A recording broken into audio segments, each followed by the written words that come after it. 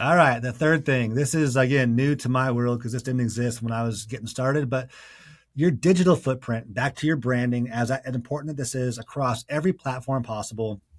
And again, we're going to break this down into each steps. I think one of the biggest things is going to be kind of tying your brand back in. Now that you know what your brand is, how are you going to get that out to the consumer? If you think of like any other service-based industry, you need a plumber, you need a contractor. What are you going to do? You're probably going to call one of your friends or family, ask if they have a referral. If they don't, you're going to go straight to Google and you're going to look up local plumbers near me, or you can go to Instagram, look up plumbers in Carlsbad.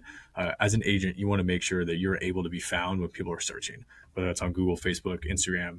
You really need to show your brand, who you are, and cohesive across all platforms. So when somebody looks you up, they can find you easily. So stay tuned for each of these little modules, and we'll break them down individually and go through pretty thoroughly and show you guys how to set up each and best practices for each platform. All right. How's it going, everyone? Thank you for taking the time to be here and checking out this module. We are going to be going over digital presence and social media, starting off with why digital presence matters. According to the National Association of Realtors, 43% of buyers started their buying process or the search to buy a home online. So it's very important to have a digital presence online because almost half of buyers are starting online.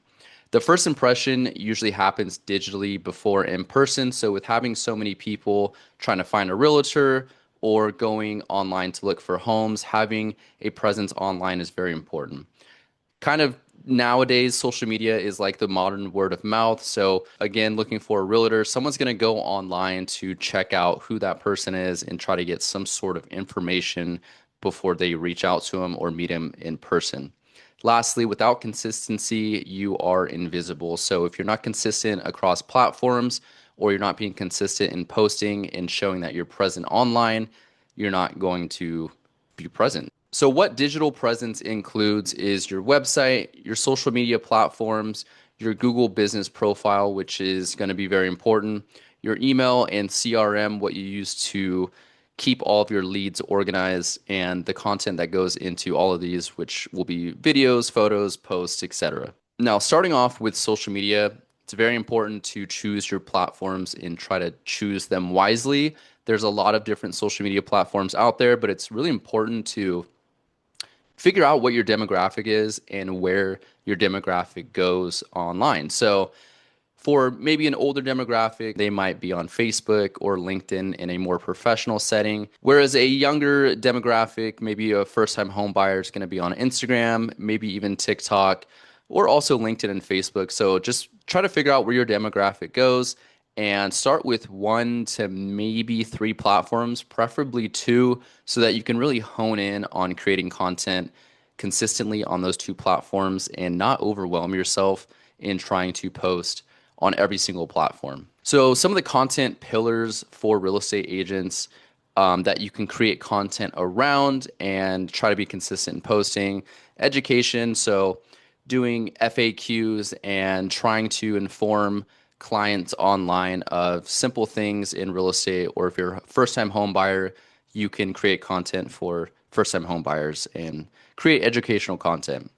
You could do lifestyle or personal content, so showing your journey as an agent and maybe how you made your first sale or how you sold your first $100 million in X amount of years is a great one. Social proof, so showing testimonials and trying to show client success stories that you have sold people homes and they are happy with the work that they've done with you. And lastly, listings, pretty straightforward. If you have a new property on the market, throw up a post about it to get people informed on your social media. It's also going to show that you are active in the game. So here's what to post. We kind of just went over the pillars of posting. Some more ideas is new listings and even open houses. You want to showcase that you are, again, active in real estate and making sure that you're trying to utilize all the platforms that you can to attract clients. Just sold stories. So even though you're posting about a new property on the market, if you do close on that deal, make sure that you post it so it shows that we're going through the full cycle and you're actually closing deals. Neighborhood and area highlights, if you want to be kind of like an area expert or show that you're knowledgeable in a specific neighborhood, you can highlight different neighborhoods or even restaurants in different areas, so that people know that you're familiar with the places that you're trying to sell in. Client testimonials, again, if you're able to showcase a client success story and show that you are a great agent to work with. Also, quick video tips, so first-time home buyer tips, things like that are a great way to get some educational content out there. For posting strategy, the biggest thing is being consistent, and within being consistent is posting somewhat frequently. It's recommended to post 3 to 5 times a week to start, just so that you're not overwhelmed, so that you can kind of get the feel for what it feels like to create content. But ultimately, you want to be posting daily, and whether that's 1 time a day, up to 3 or 4 times a day, obviously you're trying to work towards a more frequent goal, but it's good to be consistent rather than flooding one day of posting, say like 5 times a day, but then you don't post for another 4 days because you used up all your content. Try to spread it out a little bit so that you're more consistent and consistently posting rather than being a frequent poster. So let's try to start out with maybe 3 to 5 times a week, spread that out every other day. But once you get to a point where you can post once a day, twice a day, that's going to be best.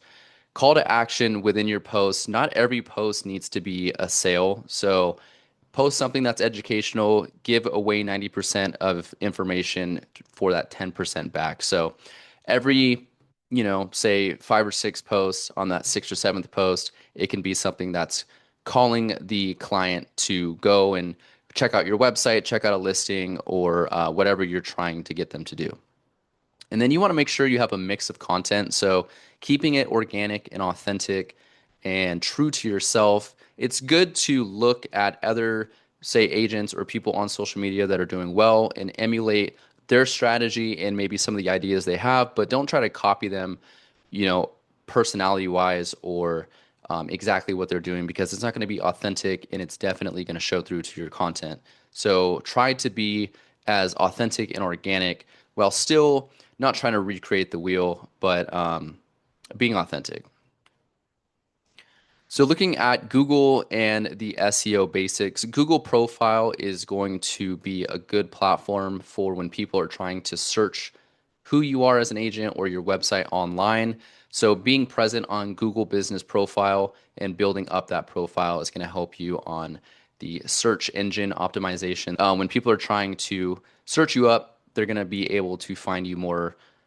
They're going to be able to find you quicker because you are consistently posting on your business profile. It's also important to make sure that you are trying to get people to give you reviews. So if you have a great interaction with a client and you're able to close and you ask them to leave you a review, that's also going to help boost your SEO. Now, ads versus organic posts. For us personally, we use Google and Meta ads. And of course, with organic, there's all the different social media platforms out there, but we use Meta mainly when we're boosting posts on Instagram. So say we have a post that goes out, whether it's about a listing or it's just something we're very passionate about, and it gets a little bit of traction and we want it to go even further, we will boost that post so that it gets out to more people and we have more of a reach.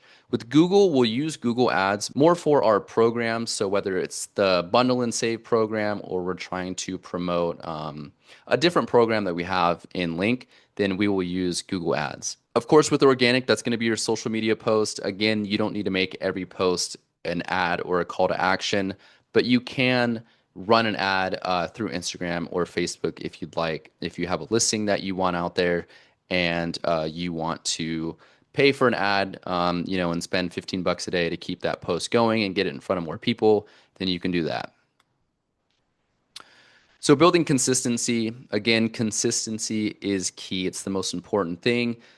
A few ways to do that is, of course, being organized. So scheduling out a content calendar and having videos in a queue. So for me personally, we like to get as many videos as we can on a set day of the week, and 7 days a week. If you post once a day, that's 7 posts. So on that day, we'll try to film maybe 9 or 10 videos so that we have a little bit extra in the queue so that next week when we film, we're going to have even more. So if there's ever a moment where you're not able to film, say you have a really busy week or you're on vacation, you're going to have a collection of videos or content in a queue so that you can still consistently post and schedule out that content in the future. Moving on to CRM integration, we're going to do a whole module on CRM, so we're not going to dive too deep into this, but essentially having your clients organized and keeping leads organized is very important. And how we're tying that to consistency is basically being consistent and touching up with your leads and making sure that none of them are falling through the cracks. But again, we'll get into that a little bit deeper in another module. And with also being consistent is repurposing your content. So if you've got one long form video, you can break that down into, say, 10 short form videos and kind of repurpose that one long form video to go across other types of platforms. So an action plan for agents when it comes to social media and creating content, pick those two platforms, whatever your demographic goes on the most. You want to try and define 3 to 4 content pillars. In my opinion, it's better to have more types of pillars because you'll have more ideas of content to create. So if you're just doing educational content or you're just doing listing posts, you might run out of one or the other. So it's good to have as many content pillars as possible to create content. Again, try to post 3 to 5 times a week as a starting point, but you're eventually going to want to get to posting at least once a day because that's going to be as consistent as possible. You're staying in front of people's faces more consistently. So start with 3 to 5 posts and then try to up it to maybe 7 to 10 posts once you get comfortable with the platforms.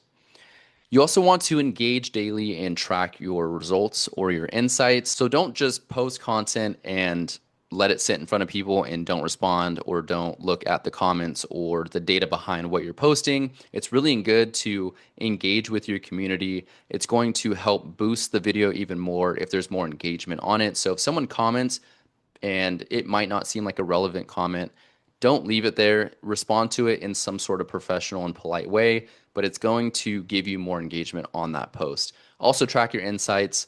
If one video is not doing so great and it takes you a long time to make it, you might want to scrap that idea. If another post is doing great, then you want to keep running with that idea. So make sure you're looking at your insights through the apps, whether you're using Meta Suite or you're just looking on the app itself, check the insights. So some of the resources and tools here that we use is Meta Suite. So if we're posting on Instagram and Facebook, we will use Meta Suite to schedule those posts. It's also a great way to boost posts, run meta ads, or again, look at insights. So Meta Suite will go on there for Facebook and Instagram to do our scheduled posts.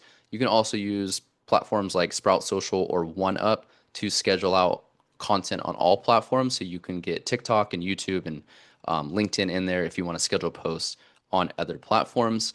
We also use Canva. So if you're creating a listing post or you want to create a template so that it's easier to create listing posts, we'll use Canva because it's super user friendly and there's a ton of things that you can do on Canva.